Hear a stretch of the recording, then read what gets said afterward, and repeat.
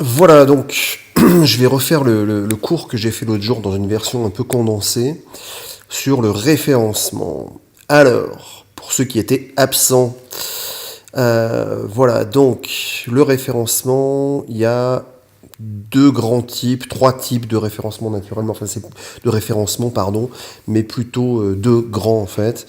Donc il y a le référencement naturel, traditionnel ou organique. C'est celui qui consiste donc à optimiser les pages de son site afin d'apparaître dans les meilleures positions, les résultats de recherche. Donc on ne paye pas Google, on paye personne, c'est pas de la pub, c'est naturel. Voilà, c'est le contenu de notre site qui fait ça. Ensuite, il y a le référencement payant, donc vous pouvez lire la suite, je ne vais pas vous faire la lecture. Le référencement payant, comme son nom l'indique, c'est une transaction financière entre Google ou autre moteur de recherche et l'annonceur. Voilà. Donc, il y a également les liens sponsorisés. C'est un positionnement publicitaire, c'est des enchères au clic, etc. Voilà. Mais enfin bon, les deux plus courants, c'est ces deux-là, le référencement naturel, enfin, ceux dont on parle le plus, et le référencement payant. Voilà. Donc, si on va voir une page, alors on va aller voir une vraie page Google. Voilà. Si je fais la recherche lunettes de soleil, ce qui est ici, c'est de la pub, donc c'est du payant. Ici, c'est du payant. D'ailleurs, c'est écrit, c'est une annonce publicitaire. Et là, en fait, ce sont les résultats pour le Google Shopping. Donc, le résultat du référencement naturel, il commence en réalité, et ici, il est dans cette zone-là. Voilà.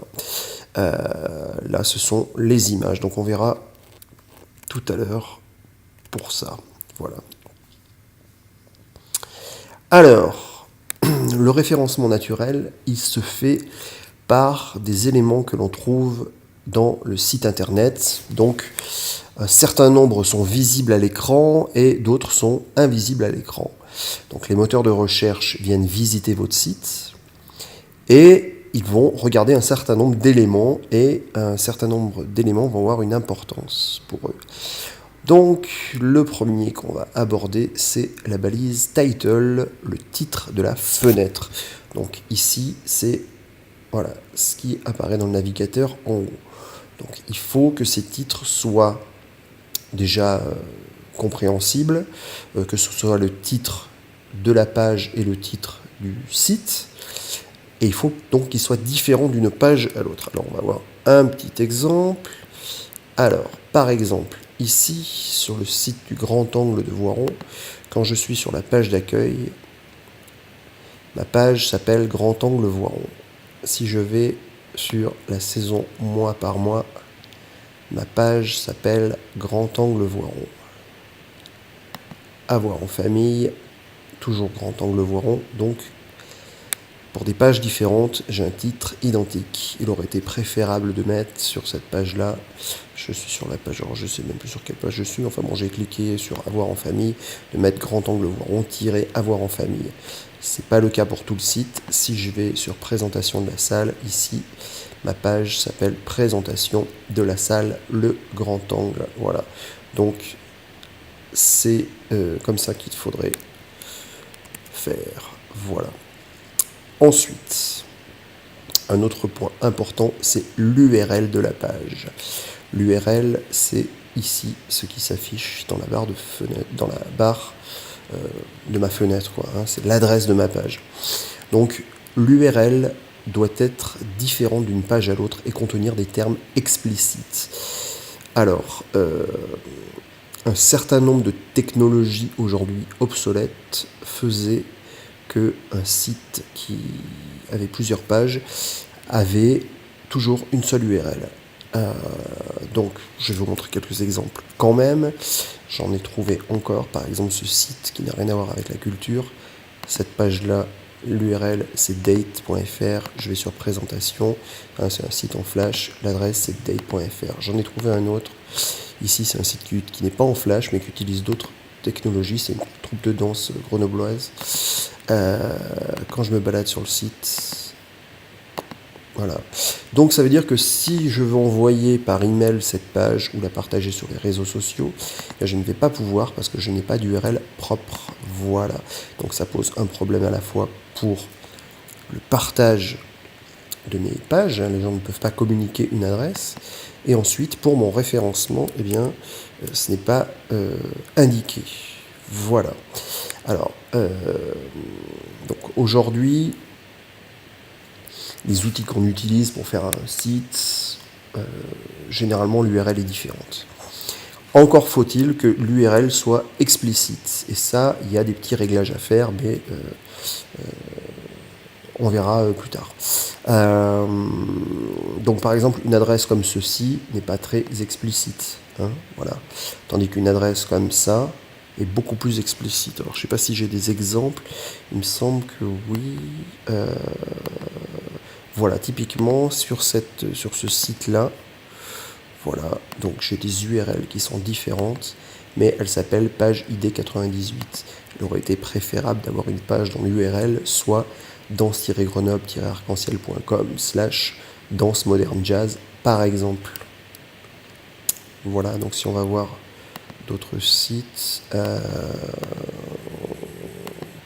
là, typiquement aussi c'est pareil, voilà, j'ai une URL spip, machin, article, bidule, voilà, ça c'est pas très bien. Donc si je vous montre par exemple un autre site, on va aller voir Festival Berlioz. Voilà, pourquoi soutenir le festival. Et ici, l'URL c'est / pourquoi soutenir le festival. Voilà. Ensuite, il y a des éléments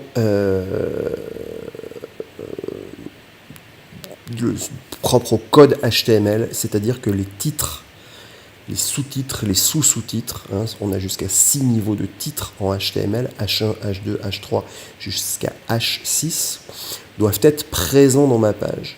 Et il doit au moins y avoir obligatoirement une balise H1 sur la page. Il doit y en avoir une, mais pas plus. Voilà, donc si je vais voir, par exemple ici, est-ce que ça c'est une balise H1 ?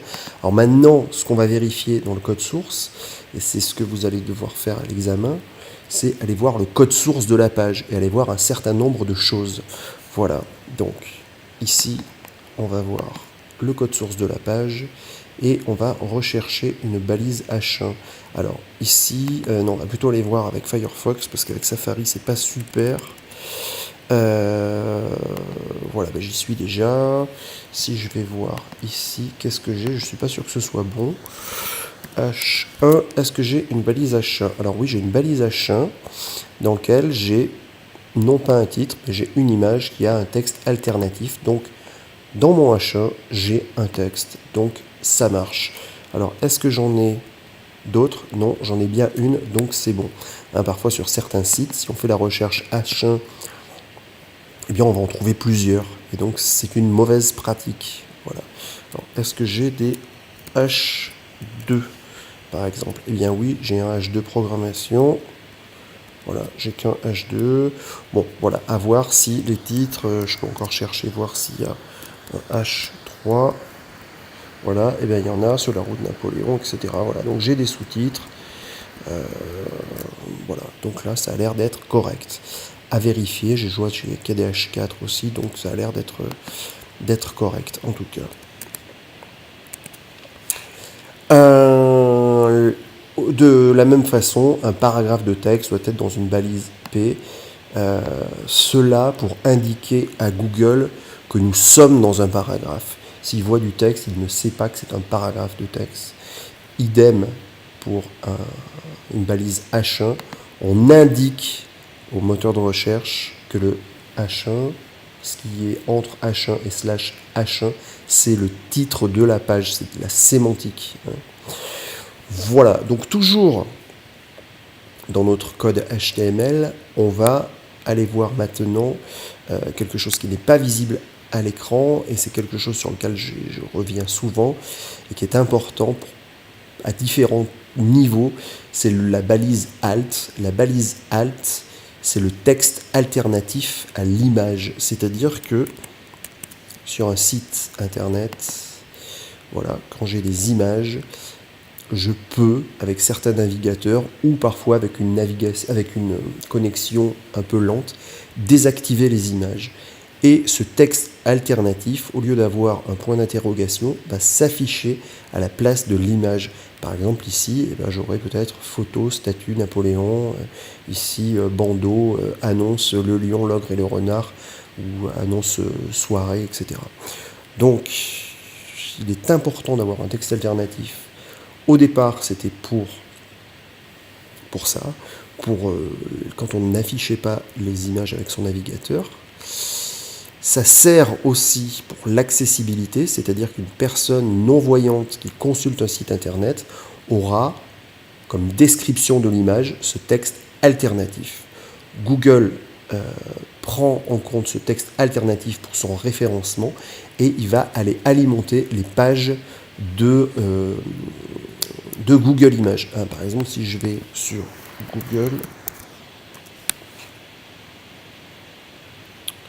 et je tape Berlioz,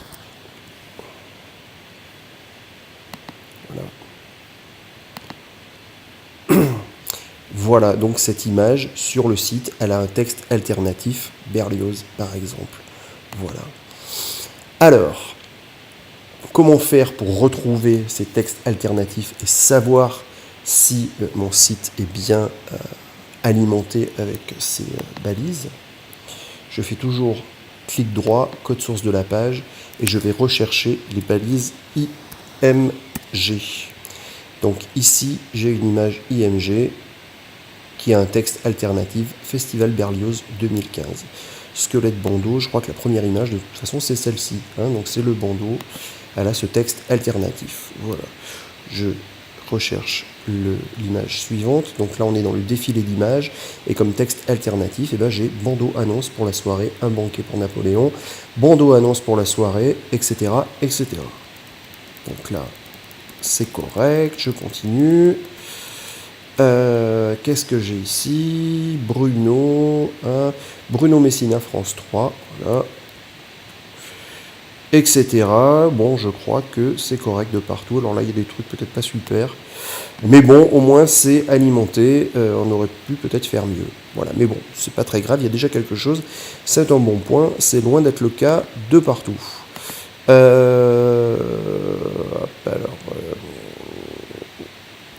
Voilà. Donc, les balises alt très importantes. En affichant le code source de la page, on peut voir aussi dans l'entête diverses balises comme la balise méta-description. La balise méta-description, elle sert à afficher, alors elle n'est pas présente sur le site, on ne la voit pas, on ne voit pas le texte qui est ici, mais c'est celui qui va s'afficher dans les résultats de Google, qui va s'afficher ici. Donc si je retourne à Google ou autre navigateur, donc ici par exemple, je reviens, allez je tape Berlioz, par exemple, voilà, alors Festival Berlioz, le Festival Berlioz est une manifestation patati patala, et bien voilà c'est ce texte là, le texte de description. Donc si je retourne sur mon site, alors ici dans le cas présent il est un petit peu long, il devrait faire 156 caractères maximum, et donc là je regarde, j'ai une balise, donc je peux faire rechercher description, parce qu'elle n'est pas forcément au tout début de ma page. Sur certains sites, notamment avec WordPress, j'ai certains thèmes qui ajoutent énormément de choses dans l'entête, et c'est pas forcément dans les premières lignes comme ici. Donc il faut voir si on a bien une balise méta-description et analyser son contenu. Parfois on a juste le titre, des fois on a juste le Festival Berlioz. Non, voilà, il faut mettre un texte, et là par exemple typiquement il est trop long, il devrait faire 156 caractères maximum, mais il est présent, c'est déjà pas si mal que ça. Voilà.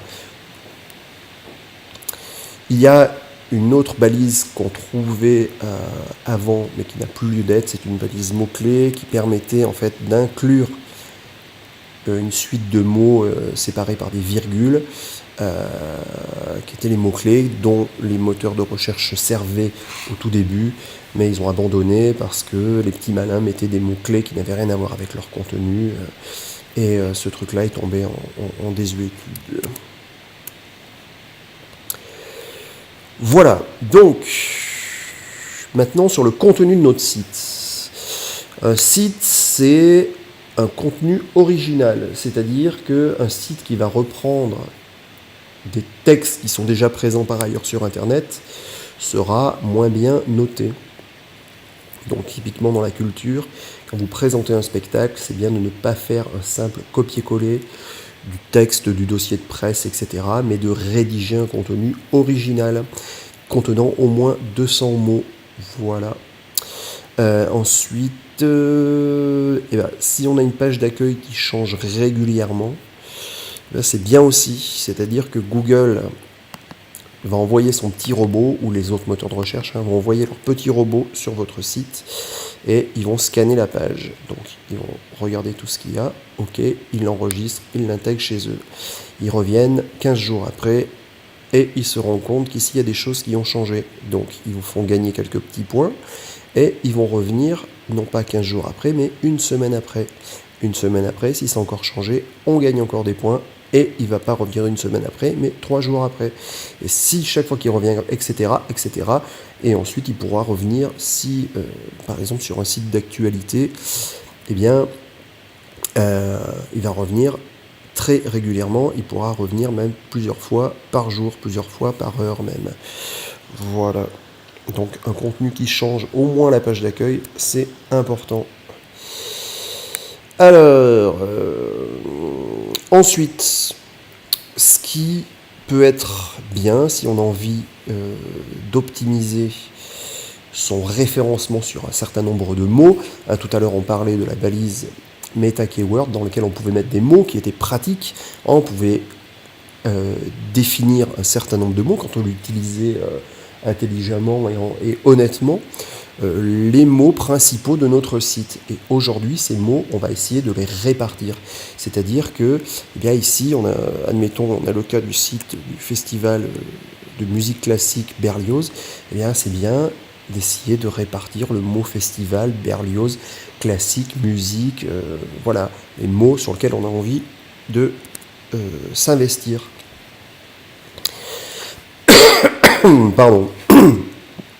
Voilà, donc ces mots-là, on les prend, on les met dans les URL, dans les titres. On essaye de les répartir dans les titres des fenêtres, dans les URL, dans les titres de page, et de préférence dans les parties qui sont en gras.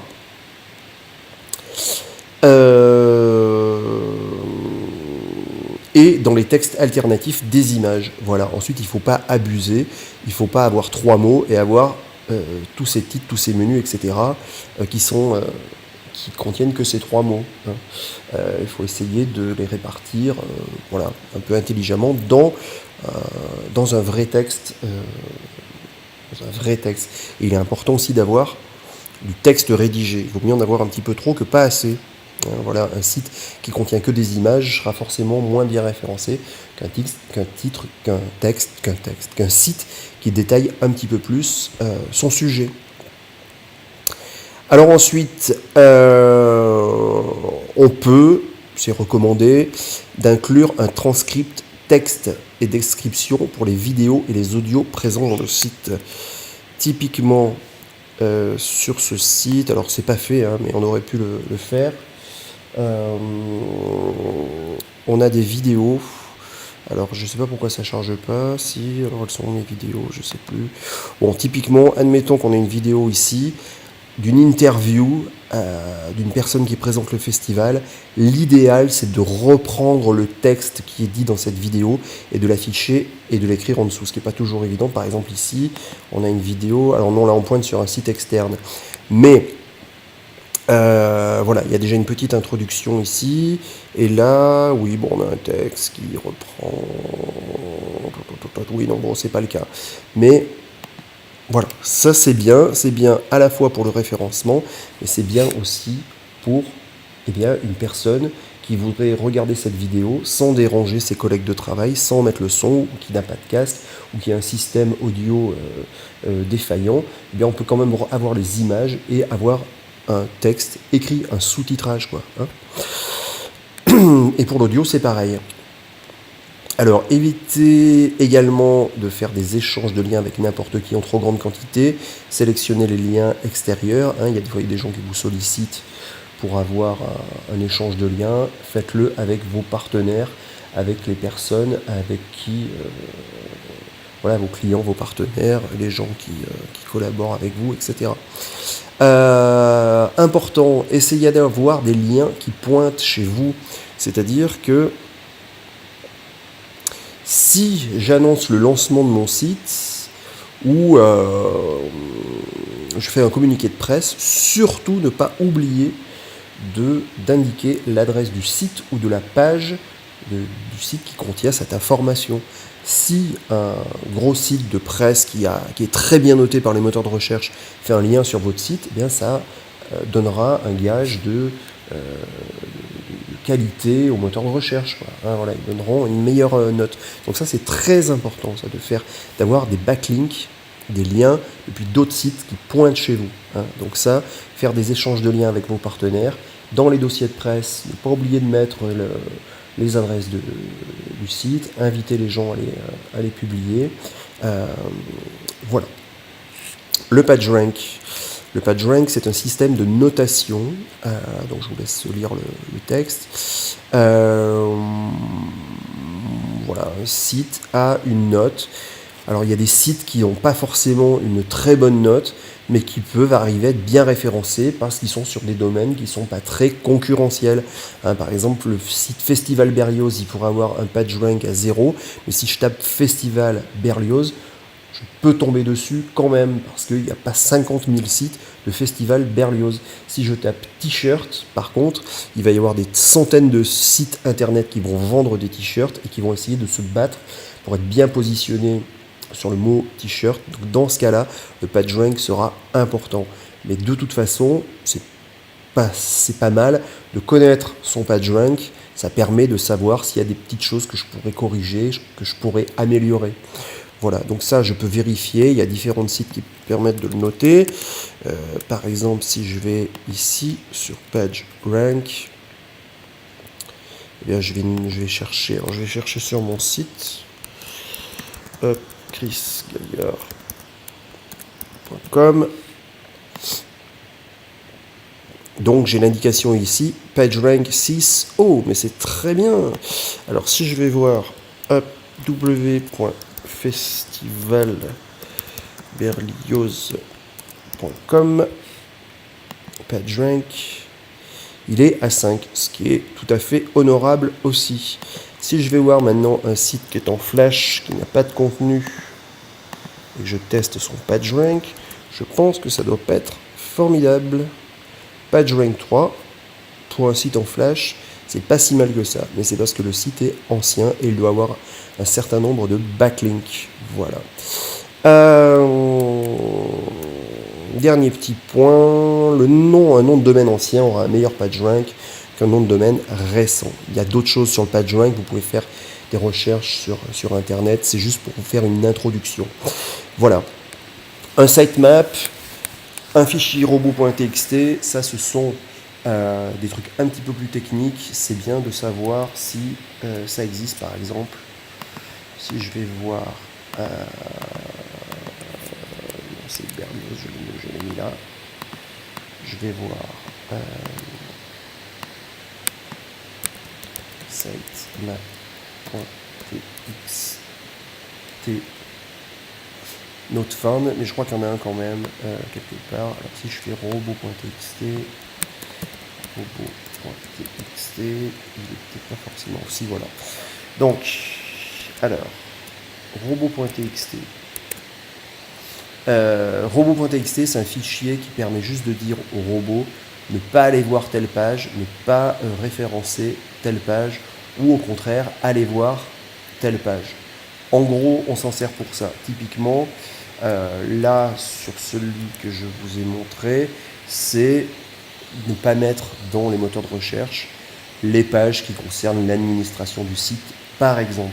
Mais ça peut être, par exemple, des pages qui existent, mais qui sont dupliquées. Ou, voilà. Parfois, je peux avoir besoin d'indiquer à Google de ne pas référencer certaines pages. Voilà. Dans certains cas. Ensuite, alors oui, il y a le sitemap, alors j'en ai pas trouvé, mais en fait c'est simplement une page